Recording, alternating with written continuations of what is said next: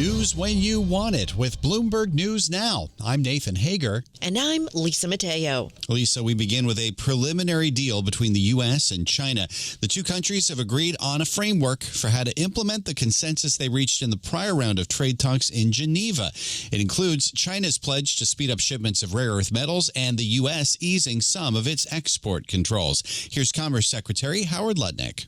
The two largest economies in the world have reached a handshake, right, for a framework. We're going to start to implement that framework upon the approval of President Trump, and the Chinese will get the President Xi's approval, and that's the process. So once the presidents approve it, we will then seek to implement it. Commerce Secretary Howard Lutnick says the two sides negotiated for more than 20 hours in London. Now, the deal could still be rejected by Presidents Trump and Xi. Many issues remain unresolved, including China's trade surplus with the U.S., as well as concerns over dumping Chinese goods on U.S. markets. Meanwhile, Nathan, Bloomberg News has learned that the European Union believes trade negotiations with the U.S. will extend beyond Donald Trump's July 9th deadline.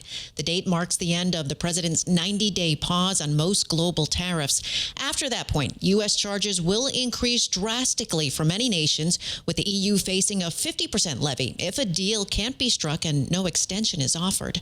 And Lisa, the president has scored a legal victory on the trade front. A court has ruled that the president can continue to enforce his global tariffs. The U.S. Court of Appeals for the Federal Circuit extended an earlier reprieve for the Trump administration, which is challenging a lower court ruling that blocked the tariffs. Arguments are scheduled for July 31st. Now to the latest on the unrest in Los Angeles. The city imposed a curfew last night in a stretch of downtown that's seen the highest tensions over immigration raids. Almost 380 people have been arrested across L.A. since the weekend in clashes between protesters and law enforcement.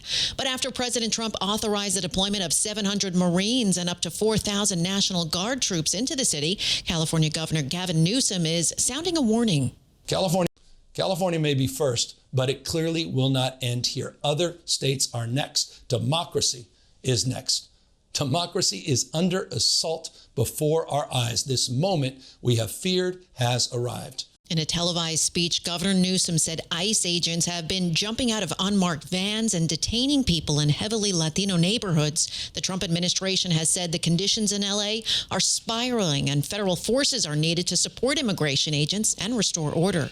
In East Coast political news, Lisa, two winners have emerged in the race to be the next governor of New Jersey. Let's get the very latest with Bloomberg's John Tucker. John. And Nathan, Republican Jack Ciattarelli and Democratic Congresswoman Mikey Sherrill won their primary elections. Sherrill emerging from a crowded field on the strength of her background as a Navy pilot and former prosecutor.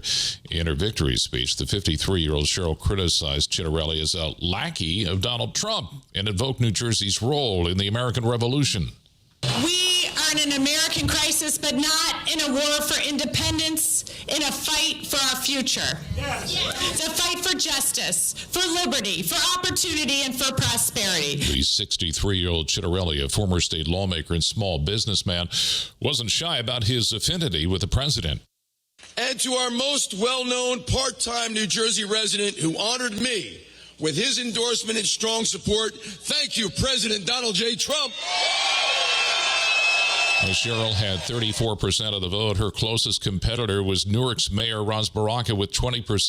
Ciattarelli has 68% compared to his closest competitor, Bill Spadea, who had 22%. New Jersey has been reliably Democratic in Senate and presidential candidates contests for decades, but the odd-year races for governor have tended to swing back and forth. New Jersey and Virginia, the only states that hold races for governor the year after a presidential election, and the results often seen as an early barometer of voter sentiment ahead of the congressional midterms.